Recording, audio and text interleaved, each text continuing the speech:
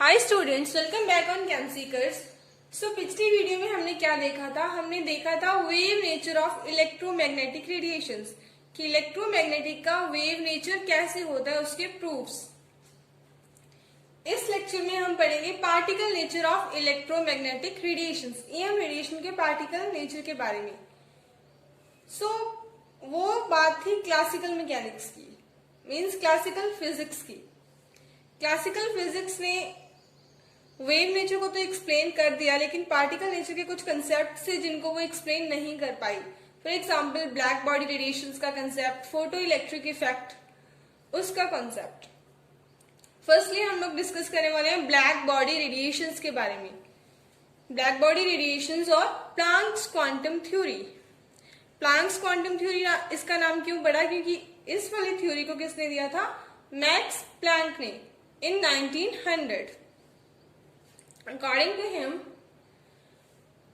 Firstly तो हम देखते हैं कि नॉर्मल बॉडी और एक ब्लैक बॉडी में क्या डिफरेंस होता है। बात करें अगर एक नॉर्मल बॉडी की, उसके ऊपर जो इंसिडेंट लाइट, अगर उसके एक नॉर्मल बॉडी के ऊपर अब हम कोई लाइट को इंसिडेंट करते हैं तो वो क्या करती है? कुछ लाइट को ट्रांसमिट करती है, कुछ लाइट को रिफ्लेक्ट करती है और उसमें से कुछ लाइट को एब्जॉर्ब कर लेती है। क्लियर? और उस अब्जॉर्ब रेडिएशंस का कुछ कुछ पार्ट टाइम पे रेडिएट होता रहता है। ये होती है एक नॉर्मल बॉडी। अभी आते हैं ब्लैक बॉडी पे। फर्स्टली तो एक ब्लैक बॉडी कैसी बॉडी होगी? कोई भी बॉक्स लेके या किसी भी एक बॉडी को लेके अगर प्रैक्टिकली देखें तो उसको एक बॉक्स लिया, बॉक्स को अंदर से ब्लैक कलर से या चारकोल से पेंट कर दिया। पेंट करने के बाद वो एक ब्लैक बॉडी बन गया। अभी हम उस पर कुछ लाइट इंसिडेंट करते हैं। किसी भी ब्लैक बॉडी पे जब हम कोई लाइट इंसिडेंट करते हैं तो वो क्या करती है? मैक्सिमम लाइट को एब्जॉर्ब कर लेती है। हर तरह की फ्रिक्वेंसी की लाइट को एक ब्लैक बॉडी क्या कर लेती है? एब्जॉर्ब कर लेती है और उसी एब्जॉर्ब रेडिएशंस को वो टाइम पे रेडिएट करती है। प्रैक्टिकली देखा गया कि जब ये वाली लाइट जो ये रेडिएट कर रही है, इसकी रेडिएट लाइट को प्रिज्म से पास किया गया, उसको स्क्रीन पे देखा गया, तो क्या देखा गया कि ये सारी तरह की फ्रीक्वेंसीज को एब्जॉर्ब करती है और सारी तरह की फ्रीक्वेंसी की लाइट को एमिट भी करती है। लो टेम्परेचर पे लो फ्रीक्वेंसी लाइट को एमिट करती है और जैसे जैसे टेम्परेचर इंक्रीज होगा it shift to higher frequency. Clear? ये था इसका कॉन्सेप्ट। अभी बात करते हैं आगे इनके बारे में। सो कैसे डिफाइन कर सकते हैं हम एक ब्लैक बॉडी को? The ideal body which emits and absorb radiations of all frequencies is called black body. एक ऐसी आइडियल बॉडी जो सारी फ्रीक्वेंसी के रेडिएशंस को एब्जॉर्ब कर सकती है और एमिट कर सकती है, उसे क्या बोलते हैं? Black body. And the radiations emit by black body are called black body radiations. और जो उस ब्लैक बॉडी से रेडिएशंस एमिट होती है उन्हें क्या बोलते हैं? Black body radiations. Black body की रेडिएशन जो एमिट होती हैं उनकी फ्रीक्वेंसी डिस्ट्रीब्यूशन किस पे डिपेंड करती है? Frequency distribution of an black body depends only on its temperature. सिर्फ उसके टेम्परेचर पे डिपेंड करती है। इसका एग्जाम्पल क्या होगा? एक हीटेड आयरन रॉड। एक फर्नेस में एक आयरन रॉड को जब हीट करते हैं तो वो पहले किस में चेंज, कौन से कलर में चेंज होती है? पहले उसका कलर होता है डल रेड। उसके बाद जैसे जैसे टेम्परेचर इंक्रीज करेंगे ज्यादा रेड हो जाएगा, उसके बाद वो ब्लू में टर्न हो जाता है, ब्लू ब्लैकिश कलर में। तो विद इंक्रीज इन टेम्परेचर ये अपना कलर ऐसे चेंज करती है। ये भी एक ब्लैक बॉडी का ही एग्जाम्पल है। अभी बात करते हैं इसके कर्व की। कर्व किसका? Intensity of emit radiations versus frequency और वेवलेंथ। इस साइड जाएंगे तो वेवलेंथ इंक्रीज होती है और हमें पता है, हमने पढ़ा है पिछले लेक्चर में कि wavelength lambda equals to c by nu. Means wavelength जो है वो फ्रीक्वेंसी की क्या होती है? Inversely proportional. अगर इस साइड वेवलेंथ इंक्रीज करेगी तो फ्रीक्वेंसी इस साइड इंक्रीज करेगी। इट मीन्स इस साइड फ्रीक्वेंसी डिक्रीज करती है। क्लियर? देखते हैं कि क्या क्या होता है रेडिएशंस का। इंटेंसिटी, इंटेंसिटी किसकी, कलर की इंटेंसिटी की, कोई कलर कितना ज्यादा ब्राइट है, जो लाइट एमिट हो रही है, सपोज कि रेड कलर की लाइट एमिट हो रही है, अगर तो वो डल रेड है इट मीन्स उसकी इंटेंसिटी क्या है, लो है, और अगर ब्राइट रेड है इट मीन्स उसकी इंटेंसिटी क्या है, हायर है। सो देखते हैं कैसे वेरी करती है इंटेंसिटी। और हमने अभी भी पढ़ा कि किसका फंक्शन होती है, ये टेम्परेचर का फंक्शन होती है, मीन्स टेम्परेचर पे डिपेंड करती है। सो फर्स्टली क्या होगा, with increase in temperature, T2 क्या है यहाँ पे, हायर है T1 से, ये है रेड लाइट और ये है ब्लू लाइट। अब रेड लाइट के लिए विथ टेम्परेचर दोनों के लिए क्या कर रही है, इंटेंसिटी इंक्रीज कर रही है with increasing temperature up to a maximum value, एक मैक्सिमम वैल्यू तक वो टेम्परेचर के साथ इंटेंसिटी जो है इंक्रीज करेगी।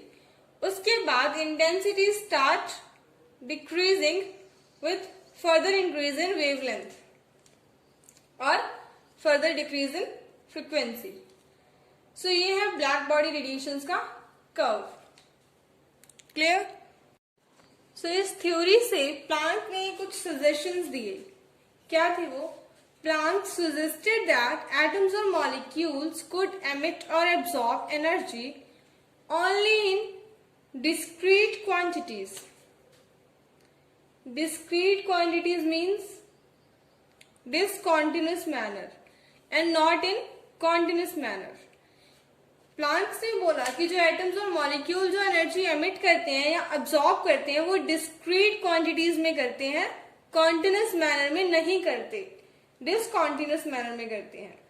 Planck's gave the name quantum to the smallest quantity of energy that is emitted और absorb in the form of EM radiation at a time, कि एक टाइम पे कुछ एनर्जी आती है, एब्सॉर्ब होती है, एमिट होती है, ऐसे कॉन्टिन्यूस मैनर में नहीं होता, वो डिसकॉन्टिन्यूस मैनर में होता है। और जो स्मॉलेस्ट एनर्जी की यूनिट्स होती हैं, जिन यूनिट्स में एनर्जी एमिट होती है या एब्सॉर्ब होती है, उनको नेम दिया प्लांक्स ने क्वांटम का नाम दिया, कि क्वांटम्स की फॉर्म में एनर्जी एब्सॉर्ब या एमिट होती है। इससे समझते हैं कि ये क्या है, कॉन्टिन्यूस मैनर में, कि एनर्जी आ रही है कॉन्टिन्यूस मैनर में एब्सॉर्ब हो रही है, लेकिन ऐसा नहीं होता। एनर्जी कैसे आती है, डिस्क्रीट फॉर्म में आती है, छोटे छोटे पैकेट्स की फॉर्म में आती है, उनको नाम दिया गया क्वांटम्स का, कि क्वांटम्स की फॉर्म में एनर्जी आती है और एब्सॉर्ब और एमिट होती है। क्लियर? अकॉर्डिंग टू प्लैंक्स, जो इन क्वांटम्स की, इनकी एक क्वांटम की एनर्जी होती है वो किसके डायरेक्टली प्रोपोर्शनल होती है, उसकी फ्रीक्वेंसी के डायरेक्टली प्रोपोर्शनल होती है।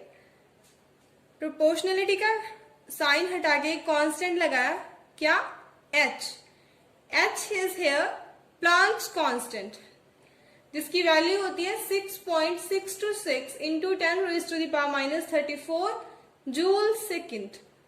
तो क्या फॉर्मूला है हमारे पास, E is equals to h nu। According to Planck's, energy of a quantum is directly proportional to its frequency. और ये फॉर्मूला बहुत इंपॉर्टेंट है, आगे जाके आपके हर जगह पे काम आएगा केमिस्ट्री में। So this is the concept of black body radiations और प्लैंक्स क्वांटम थ्योरी। अभी हम डिस्कस करते हैं फोटो इलेक्ट्रिक इफेक्ट। सो अभी हम डिस्कस करने वाले हैं फोटो इलेक्ट्रिक इफेक्ट। किसने दिया था, गिवन बाय हेनरिचेस हर्ट्ज, उन्होंने दिया था 1887 में। फर्स्टली देखते हैं इसका सेटअप। सेटअप में क्या था, एक वैक्यूम ट्यूब लिया गया, उस ट्यूब के अंदर एक साइड था मेटल सरफेस और दूसरी साइड था इलेक्ट्रॉन डिटेक्टर। उन दोनों को कनेक्ट किया गया बैटरी के साथ।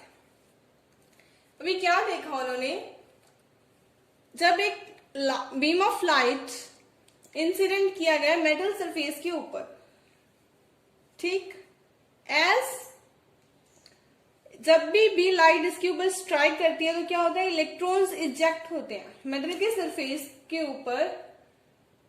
जब बीम ऑफ लाइट को इंसिडेंट किया गया तो देखा गया कि यहां से इलेक्ट्रॉन्स इजेक्ट करते हैं।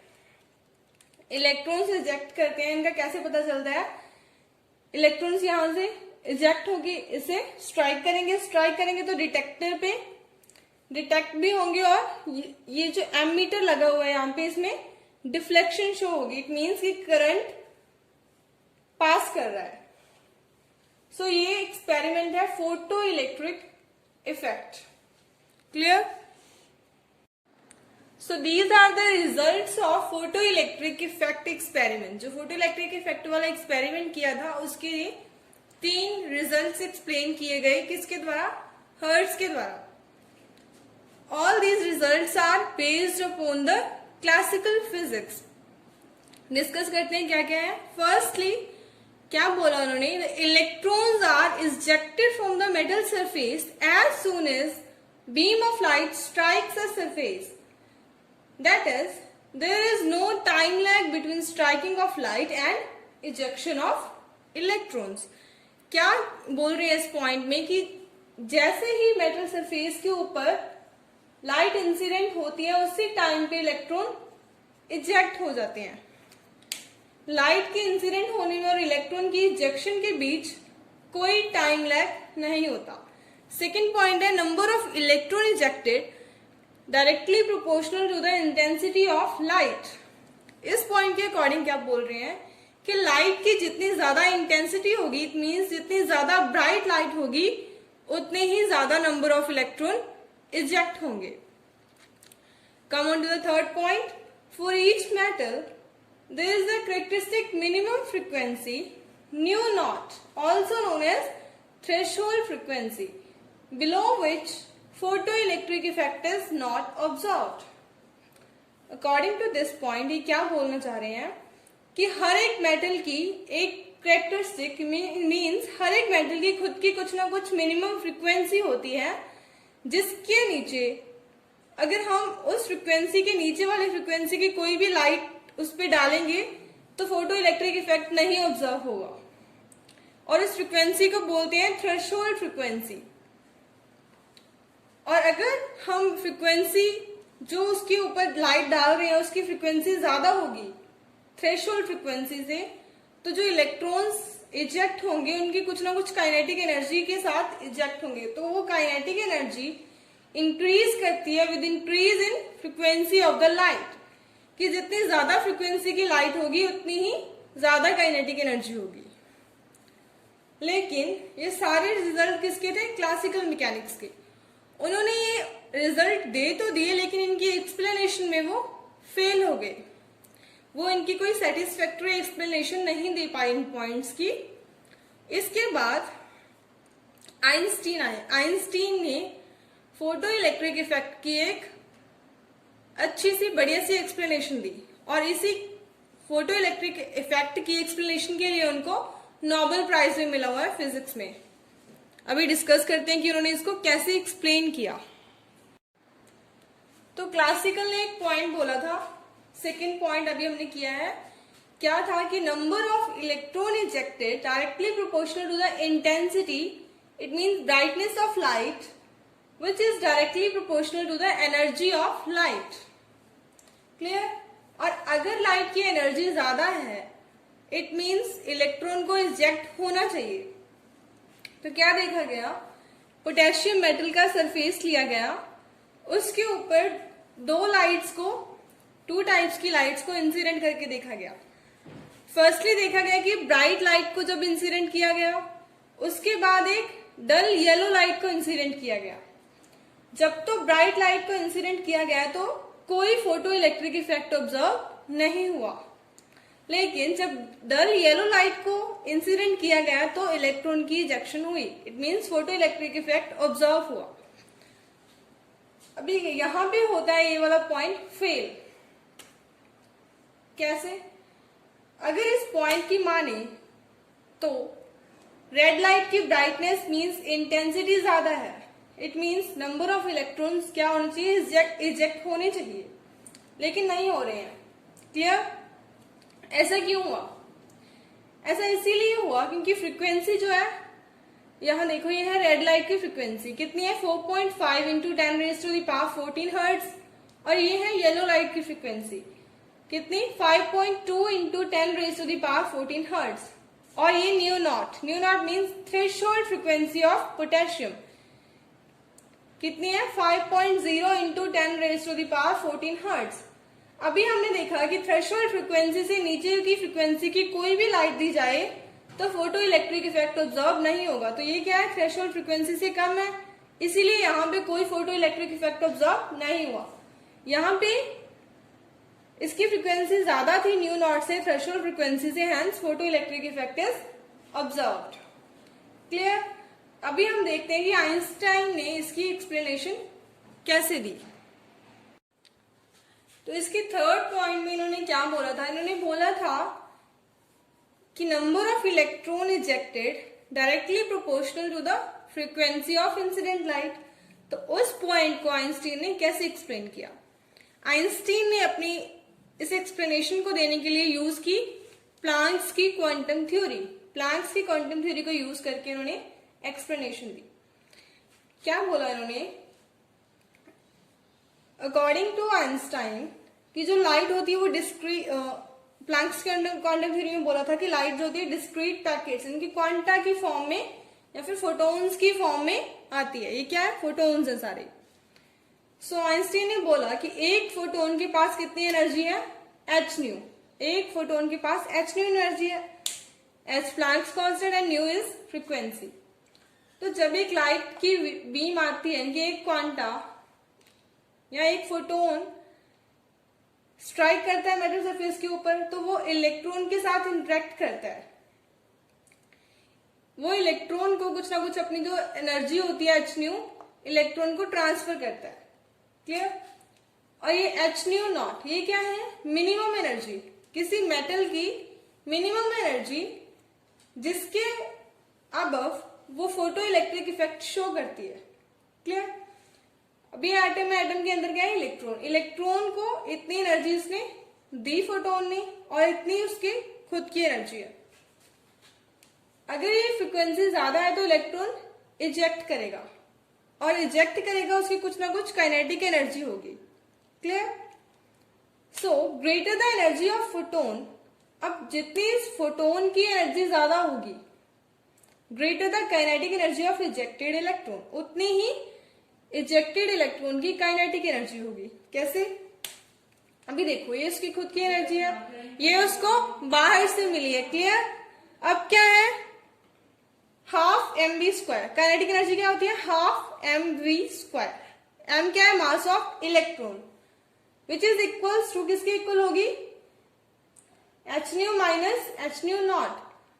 उसको जितनी मिली है उसमें से उसकी जितनी खुद की थी उसको माइनस करेंगे तो हमारे पास क्या आएगी, इलेक्ट्रॉन के पास कितनी काइनेटिक एनर्जी बची है। क्लियर। सो ये हमारे पास एक इक्वेशन बनती है, half m v square equal to h nu minus h nu naught. एक बहुत ही इंपॉर्टेंट रिजल्ट है। अब क्या, अगर इंसिडेंट लाइट की फ्रीक्वेंसी को इंक्रीज किया जाए, इट मीन्स अगर इसको इंक्रीज किया जाए तो इलेक्ट्रॉन की काइनेटिक एनर्जी भी क्या होगी, इंक्रीज होगी। और इसको इंक्रीज कैसे कर सकते हैं, लेट्स सपोज ये डल येलो लाइट है, इसके नंबर ऑफ फोटोन्स को इंक्रीज कर दो। नंबर ऑफ फोटोन्स इंक्रीज होंगे, इट मीन्स फ्रीक्वेंसी इंक्रीज होगी, it means number of electron ejected भी इंक्रीज होंगे और उनकी काइनेटिक एनर्जी भी इंक्रीज होगी। So in this way Einstein explain this photo electric effect. सो आज के लिए बस इतना ही, यहाँ हमारा खत्म होता है फोटो इलेक्ट्रिक इफेक्ट। तो आज हमने क्या क्या पढ़ा, हमने फर्स्टली देखा ब्लैक बॉडी रेडिएशंस, सेकंड हमने पढ़ा फोटो इलेक्ट्रिक इफेक्ट। और ये दोनों के दोनों फेनोमेनन क्या एक्सप्लेन करते हैं, that light have a particle nature. Clear. So if you find my content useful then don't forget to like, share and subscribe. Thank you so much for watching my video.